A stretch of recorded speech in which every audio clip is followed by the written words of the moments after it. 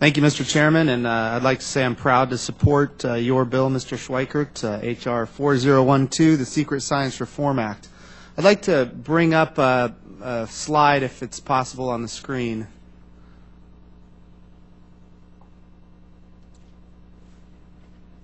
There it is.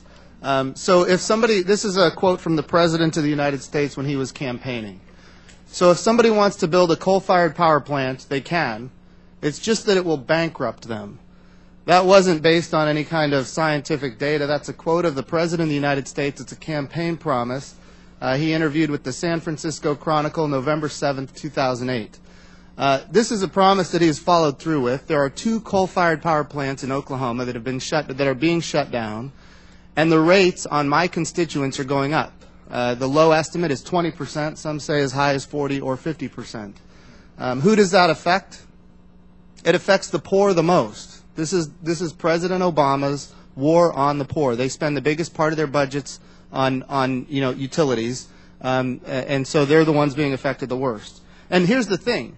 The transparency of the data that they're using to create the rules and regulations that are shuttering these coal-fired power plants are not transparent. Transparency and verifiability are fundamental principles of any scientific endeavor and should certainly be required in those supported by taxpayers. The EPA continues to violate these principles by preventing independent researchers from examining the data and replicating the studies which, quote, support the agency's rulemaking. My constituents in Oklahoma's 1st District are paying the price, quite literally paying the price, for the EPA's politicizing the regulatory process and its secret science charade.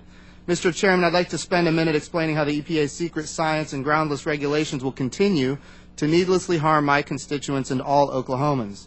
According to the Energy Information Administration, EIA, Oklahoma produces 4% of the country's crude oil and 8% of its marketed natural gas. Oklahoma is leading the fracking revolution to provide cheaper energy to all Americans. Oklahoma is the 5th largest shale gas producing state, and 17 of the top 100 natural gas fields are located in Oklahoma.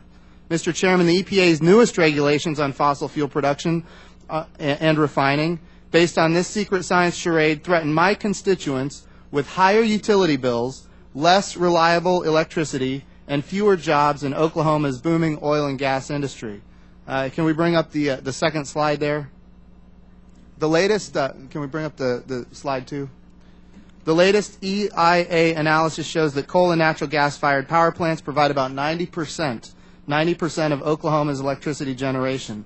My district has 2 petroleum refineries in Tulsa and 4 natural gas power plants, 1 in Coweta, 1 in Tulsa, and 2 in Jenks. Thanks for bringing up the next slide there. We're talking about 155,000 barrels of refining capacity per day and 3,200 megawatts of production capacity. Can we bring up the next slide? My 1st District constituents also use electricity produced by 4 coal-fired power plants, just outside of my district, in Oologah, Muskogee, and Choteau. That's another 4,300 megawatts of production that the EPA wants to shut down based on scientific data and models that it will not publicly release. Can I get the next slide, please? Mr. Chairman, the EPA has put a bullseye on coal-fired power plants, a bullseye. This is the regulatory agenda here of the EPA. And once the EPA kills coal, let me be clear, they will come for natural gas. It's just a matter of time, and we're already seeing that in the Obama administration's war on fracking. Can we bring up the next slide, please?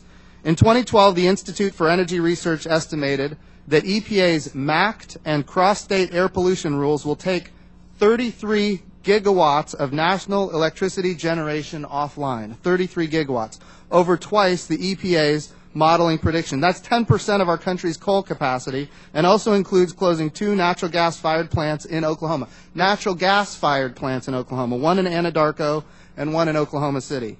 The end result of the EPA's regulatory horror show is higher prices for consumers and industry, less economic growth, and fewer jobs. Next slide, please.